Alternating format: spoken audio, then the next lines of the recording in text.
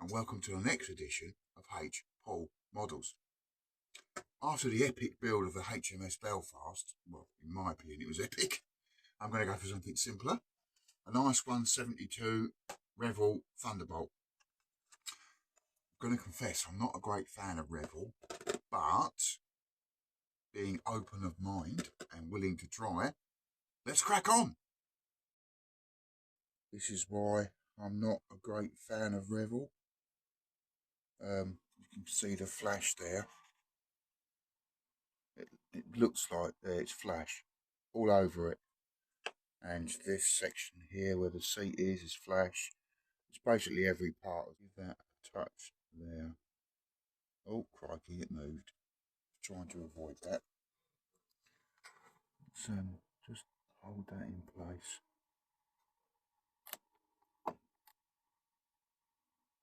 There we go. That'll definitely glue it down. Job's a good one. That's it. That's in. Take it off the wet patch, otherwise it'll stick to the tissue.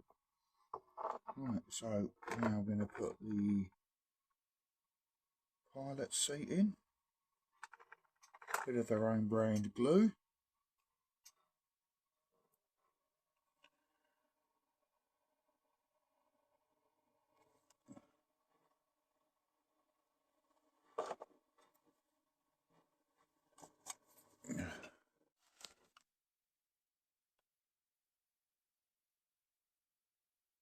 Oh, there we go. I think that's supposed to sit up a bit more. Oh, crikey.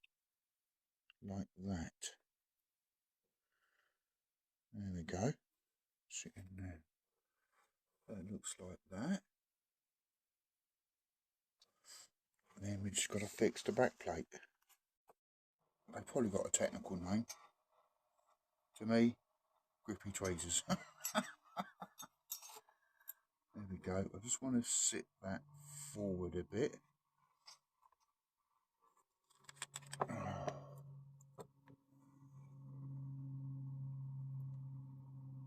And then stick that seat to that back plate with a bit of Tamiya like that. And what I'll do is hold it in place with a Tamiya pot and let that go off. Destruction says some sort of green, so I reckon 78 green palm roll will be fine. Cue the music.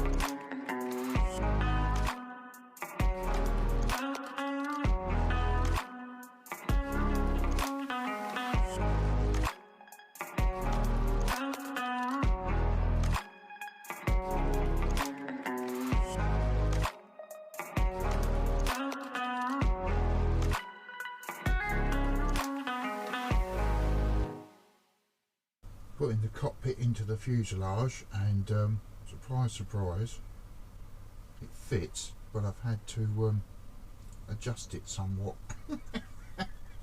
I was expecting this sort of thing to happen, so yeah, I shouldn't really be too down on it. It is what it is, really.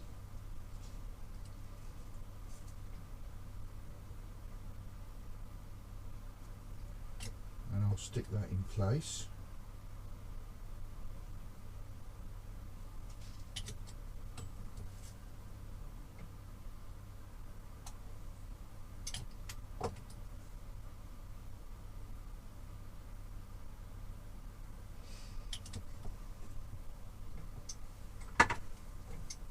fits, oh crikey, it fits rather nicely and the detail's quite good, but I just know if I let go of that it's going to ping.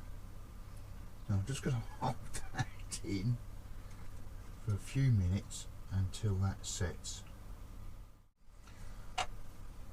Just fitting the clocks into place, the avionics, gun sight and whatnot, and it's not the best fit, I'm going to say. It's okay, but it's certainly not modern Airfix and Tamiya standard. But I can but try. If I can get it to stay in there.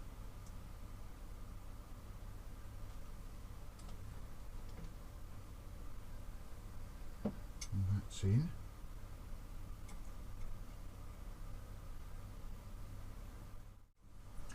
Just carving out the hole in the fuselage for the control mast, I think it's called.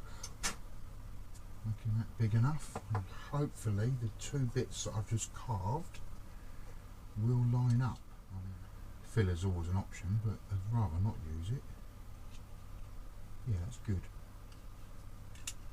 That's good. I should get my masking tape ready and get ready to join those two halves together.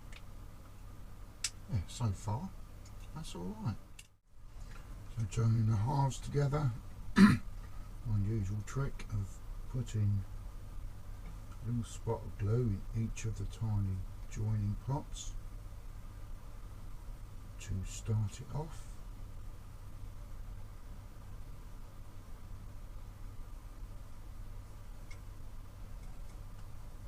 And get the halves without trying to avoid fingerprints. Very carefully put these two halves together.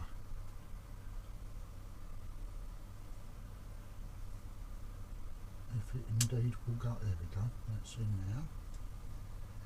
Now first bit of masking tape, and wrap that round as tight as we can, like that, to get that to set. And then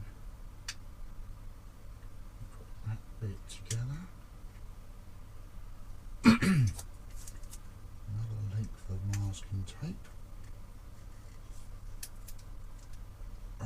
Oh, I ripped it around there to hold that section together.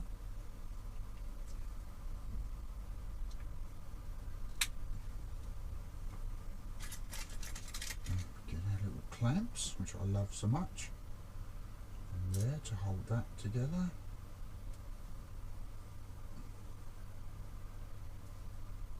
That looks pretty good. Everything's in there nice and even.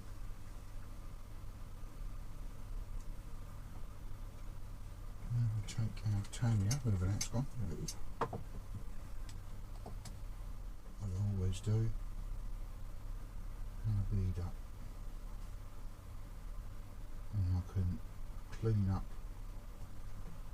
the halves when the glue's set.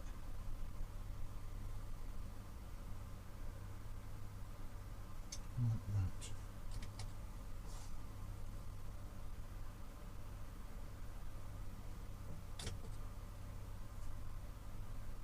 Right, so we'll clamp it now and then see what that looks like when all the glues have gone off. There we go. And give that a few, well, quite some time to settle in. Oh crikey. That's it, and stand her up like that. Next section after the fuselage is the wings.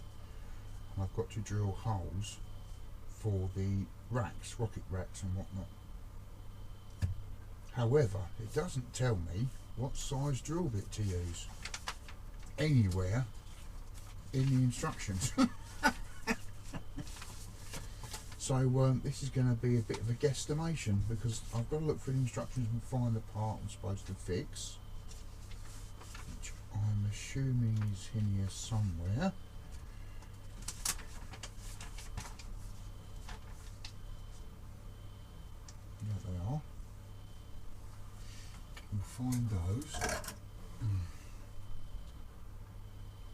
we go. I'll grab my verniers. And have a little measure, and it's there. There. 0.3 of a mil, so I'm going to go slightly wider than 0.3. Yep, there's a drill bit that will fit. 0.3. 0.4, depending on where I'll put it in the verniers. This is only a cheap pair, I must admit. Let's zero them again and then give it another go. Yeah, 0.3, 0.4, I reckon that'll do. So we'll use that one. I've got my drill and my drill bit. You've seen me use this before. It's a lovely little tool. Lovely, it's really clever. It's like a hand drill, but yeah, just spins the drill bit faster and gets the job done. I kind of like the pin vices, but this is just well, yeah, as you can see, much easier to use, and I think less chance of me breaking the drill bit. So I'll carry on drilling these, and then we can look at putting the wings together. So using my Tamiya, I've got the wing clamped already, and I glue it down there. Glue it on this front here.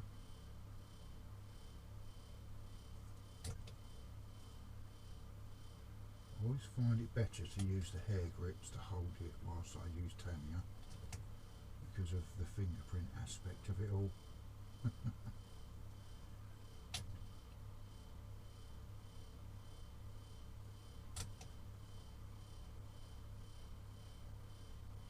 It's quite a nice fit though. Definitely an improvement on other parts of the kit. Whilst the wing section's dry, I'm just fitting the tail plane, and I'm going to say that's a lovely fit. That's really good. I've got no reason to use my usual humbrol method. That's excellent. So I should just seal the deal with some Tamiya. I'm really impressed with it actually. That's really, really good. Yeah, I should let that dry and then do the other side. So just get into the process of fitting the wings, and after removing all the flash and whatnot, that's a very nice fit. I'm impressed. I was expecting the worst, and yeah, it's not too bad at all actually. Yeah, so I'll go get to securing that, and then we'll do the other one.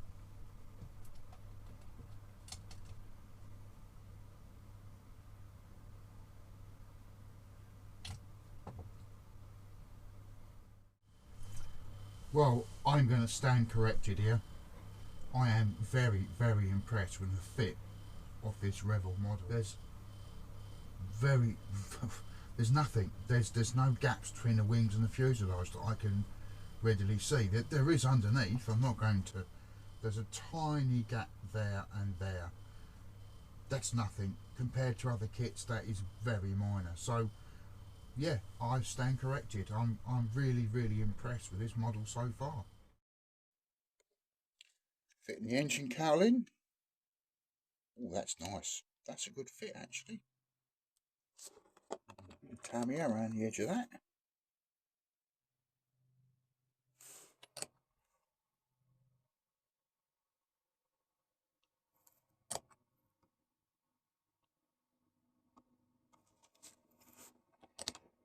And a bit of tape I've already used to secure the fuselage in place. I'll use again to hold that in position while it's gluing. There we go, maybe a little bit on the bottom section here as well, just to make sure that's a good join. So putting the engine together, a little bit of Revell in there.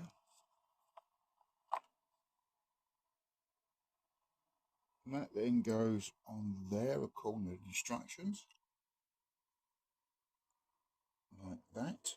Oh, crikey.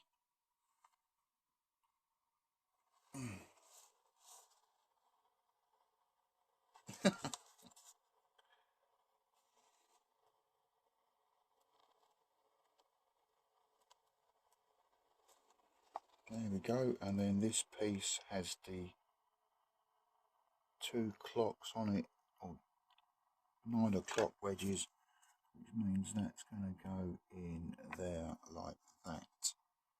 And my intention is to run a drill bit through there before I put the propeller shaft in. I'm not doing a motorised because this is going to be on its wheels and there's no pilot figure, so it's just going to be parked, ready for its next mission. There we go, I'll let that go off. That can go on a cocktail stick and be painted when I do the main paint job with the airbrush. Got a Thunderbolt ready for priming. I've drilled a little hole into where the engine would go, just so I can get one of my skewers in there. Got the front canopy on and mast. Got foam in there to protect the cockpit work. I put the landing gear covers on with blue tack just to seal them in. And yeah, I've got the engine parts ready. So a coat of primer and then we can carry on with the main paint scheme. So, cue the music.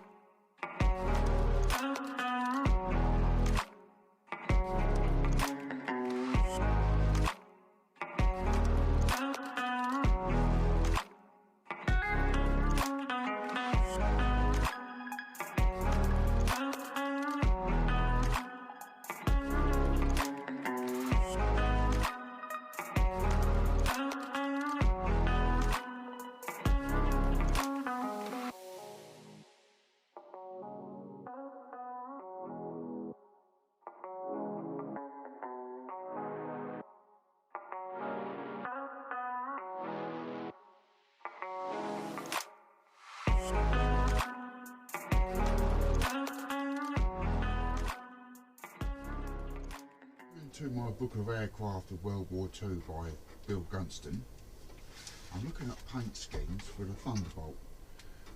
I want something simple. I don't really want to do camouflage and stuff. So I'm looking at this. Obviously I've got to look at this version because I haven't got a Razorback. And although this is a Razorback, I rather like this paint scheme. It's a sort of bronzy green, aluminium underneath. Yeah, I like it. This may prove difficult, but not impossible. So yeah, I'm going to do this. Started masking the Thunderbolt, so now I'm thinking about this piece that goes along here. So, in order to get that pattern that we saw in the book, I'm going to make a cardboard template using the stirrer from the resin that I used on the HMS Belfast build. So just drawing around it. I'm not so sure. I think it needs to be that way around actually. Yeah, we'll do it that way around. So we'll get rid of those. It's all trial and error with this sort of thing, I'm afraid.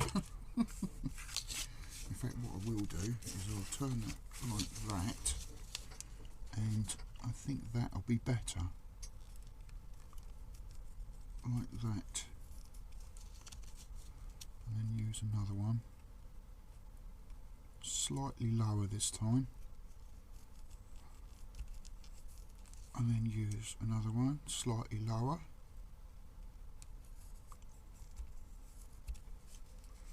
And the last one, lower still. And then, taking my ruler, or my rule,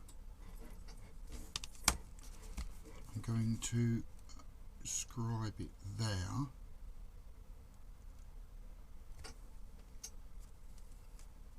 Like that.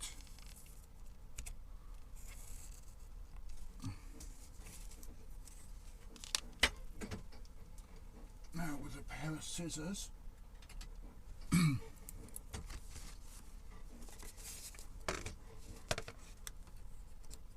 very slowly and carefully cut that out. It will hopefully give me a nice template to use for masking.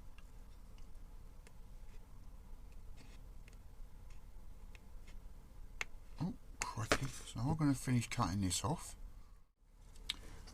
So gauging the template from there.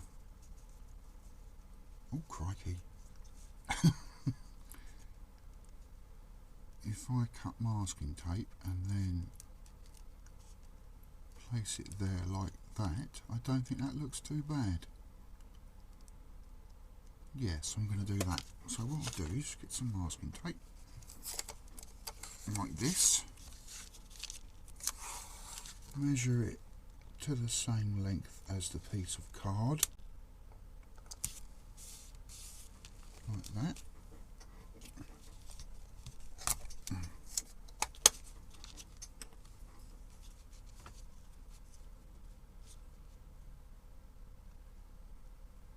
And then see if I can angle it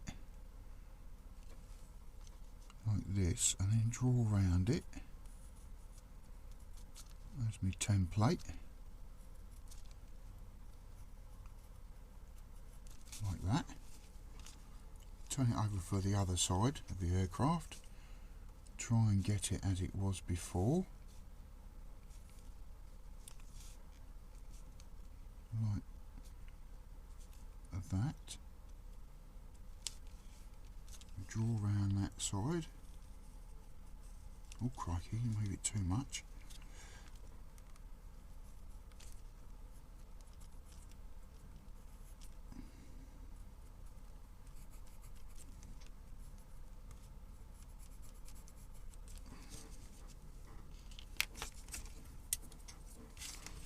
And then with my scalpel,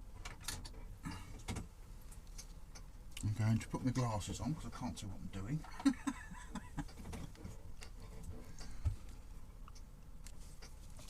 I need to cut around the tape like that.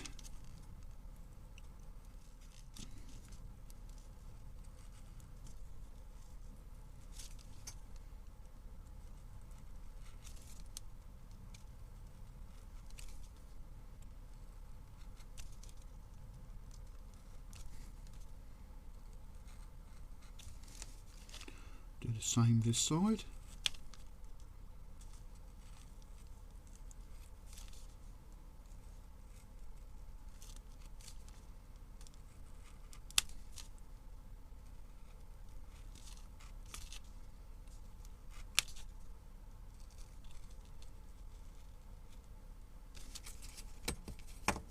Again using my rule, cut the tape there and then roughly halfway, oh move them out of the way, roughly halfway across, hopefully this will work, about there, cut it there. So then when I peel that away from there, oops, crikey.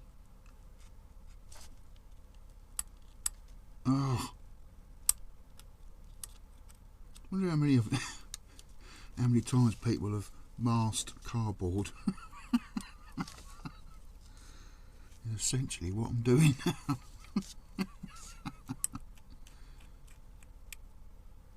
I'll take the tape off anyway. You don't want to see me do this. And then yeah, we'll stick it on the model. Right, I've got Humbrol's own bronze green 65, and I've thinned it, stirred it, thinned it, stirred it, thinned it till I think it's the right consistency. So I'm hoping it'll go through my airbrush. There's only one way to find out. There we go. Let's crack on.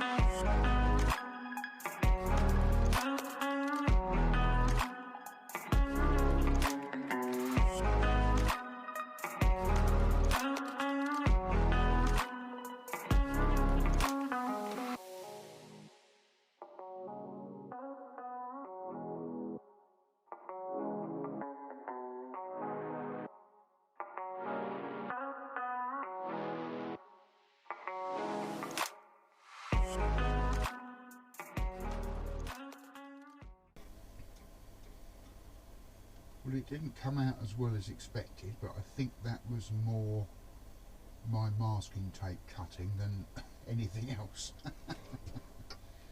Yeah, I can touch that up with a brush. I think it's no massive problem. It's just they're a bit pointy, I think. But yeah, it is what it is. Modelling's not a perfect science, so yeah. On the whole, though, I think that paint, that Revell paint, thinned quite well and went for the paintbrush better than I expected, certainly. So that's a win, definitely. So yeah, I'm going to tidy these bits up the best I can with a brush, and then I'm going to give it a coat of varnish. Fitting the decals, decals, whatever they're called, depending on your view. Always give them a good soaking in Decal Fix. I know there's other makes on the market, but this is the one I get hobby points for, so that's the one I use. I just position it nicely. There we go.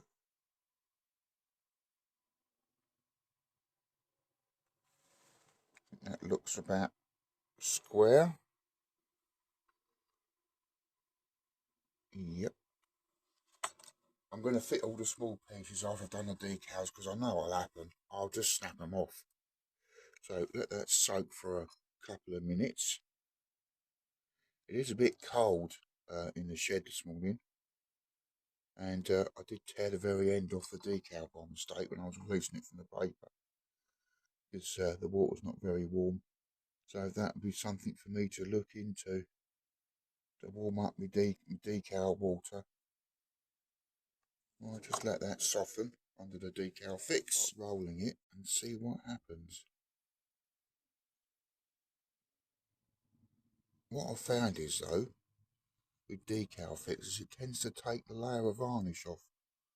You have to be a bit careful with it because you can end up, if you're too rough, taking the paintwork off. So, I mean, it's a good product. I do like it. It does set those decals nicely. But you have to be a little bit careful with it, that's all.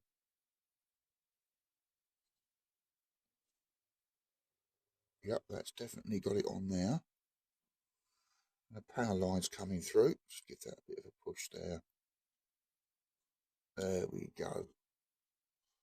Give it a push across there.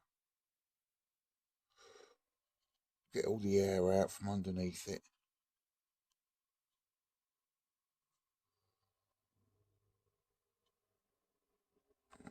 And that's how I do decals. Part way through the decals, so what I'm going to do now is fit the engine to the model. See if that propeller shaft will go through. I didn't think it would. So I'm going to get a drill bit and give that a bit of a going through from the front. Very slowly, see if I can't line them up. There we go. Whatever was in there is now gone, I hope.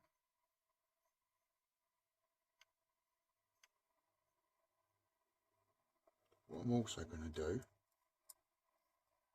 to make this fit is put my pin vise on the shaft.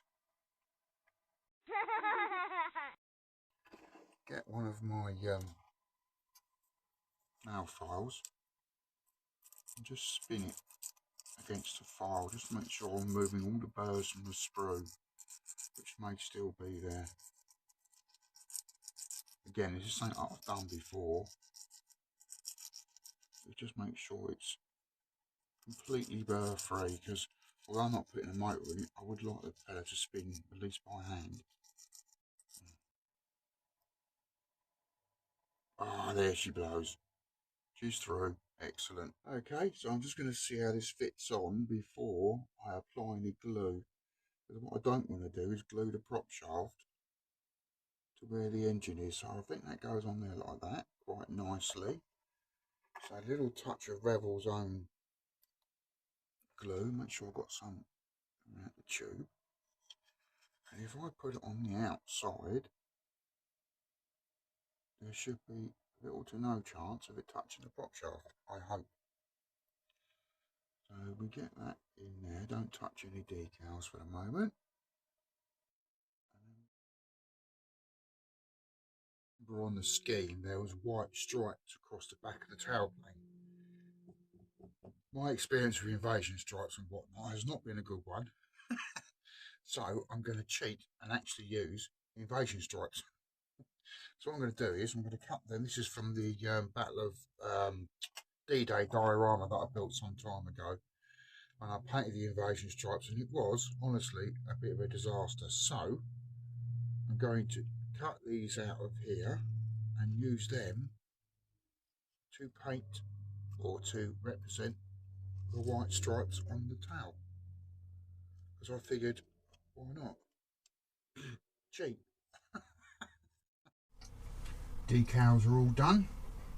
Well, the ones I can see anyway. The ones on the prop, well, fantastic really finish it off. I'll need to coat a varnish, but before I do that, I'm going to fit these rather sexy wheels. And they're lovely. They're nice as well because they haven't got flat spots like the Airfix ones usually do, which I'm actually quite pleased about. Because you haven't got to try and find a key or some way of, is it going on the right way or not, sort of thing. So I'll just push that home. Lovely job. I'll do that one. I'm just using Tamiya here because I think the Revell would be too gloopy and I don't want to ruin my paintwork with dripping glue. That's it, that one's on. Oh, that one's not quite on enough.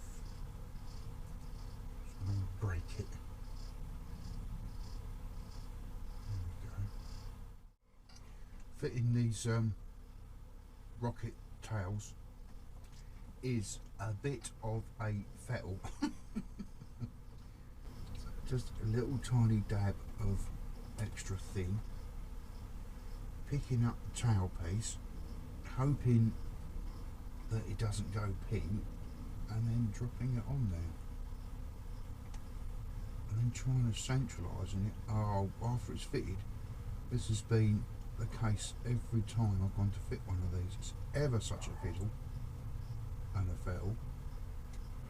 I'm just hoping once they're dried they stay on, because it doesn't appear to be a very good sort of fix, but still we'll carry on with the next seven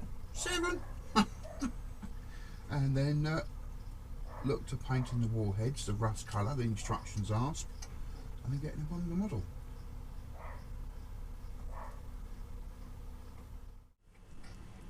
Just given the Thunderbolt a coat of varnish, letting that go off. I've got my USB fan blowing across it ever so gently just to aid the drying process, and then I'll put the last few bits on and it'll be time for the big reveal.